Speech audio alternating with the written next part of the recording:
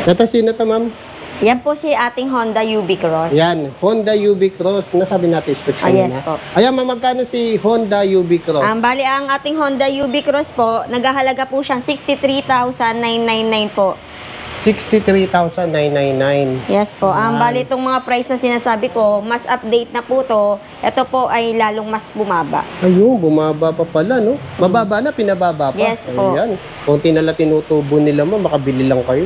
Ito, ma'am, si Dax. Isa sa sikat na naman na Honda. Yes po. Bali, si Dax po natin, NFC top card din po siya.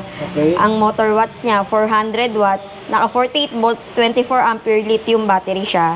And then, ang kilometers niya, 80 kilometers. 80 kilometers. Ayan, ang ganda ng forma, no? Ito yung mga tama-tama sa pambabae, pang estudyante.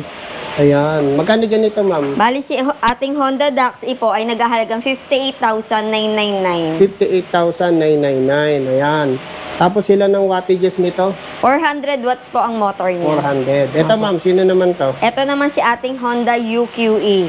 UQE. Opo. Parang bago to, ma'am, no? Opo. Bago lang po siya ni Wuyang Yung Honda. huling vlog ko ng Honda, wala bang UQE?